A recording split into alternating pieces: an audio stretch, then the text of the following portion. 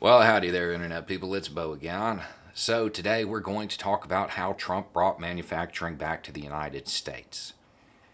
This was a big campaign promise of his in 2016, and it's kind of happening. So, what we're going to do is go through the reasons it's happening and see if he can really take credit for it. If this really is promises made, promises kept. To give you an overview, short version is companies want to move production closer to home. Now, that may be within their nation of origin or just within the region, but they want to reduce the length of their supply chain. That's their goal. Okay, the reasons they're doing this. Number one, climate change and the instability it's likely to cause.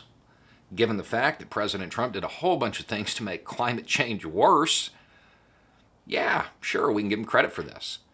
This reason falls under him, at least in part, in that 4D chess kind of way. The second, the exposure of weaknesses in times of crisis. Basically, he mishandled the public health thing so much that companies experienced interruptions in their supply chain. So they don't want that to happen again. They are responding to his incompetence. The third thing, national security. And this one he intended to do. Trump rightfully pointed out that a lot of components for military hardware are made in countries that at some point in the future could become opposition. That's probably going to change.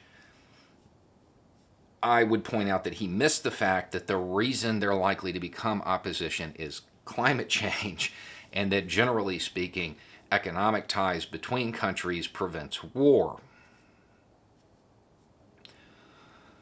The fourth is trade disputes, his tariff wars. Not so much the tariffs themselves, but the erratic nature.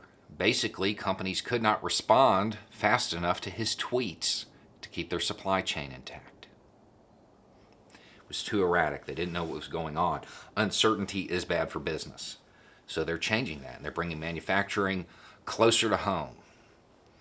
It's 4 of the 5 reasons, and if you are a Trump supporter right now, despite my little jabs, you're probably saying, hey, promises made, promises kept.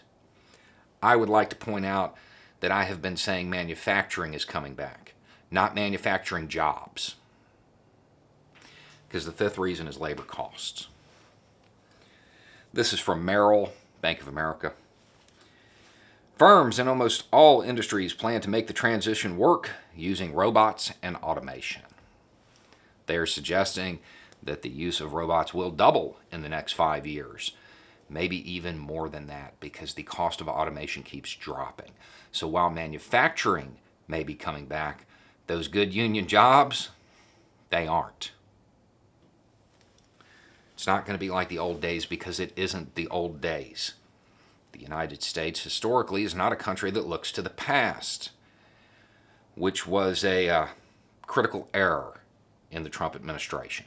I would also like to point out that it's pretty telling that he didn't see this coming, that nobody in the administration saw this coming, given the fact that during the Democratic primaries, there was a candidate who was pretty much just saying this over and over and over and over again.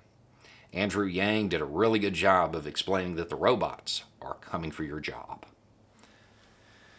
At the end of the day, manufacturing is coming back, but those jobs are probably not coming with it, not to the scale that people are imagining. There will be those who maybe the robots will be made here. Maybe there's that. There will be some technician jobs. But the idea of those manufacturing jobs, those that he promised, they're not coming. They are phased out. They are obsolete.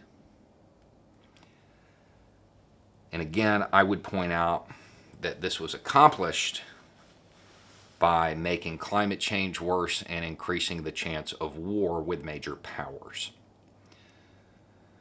I'm not sure that was a good trade, despite the fact it came from the guy behind Art of the Deal. Anyway, it's just a thought. Y'all have a good day.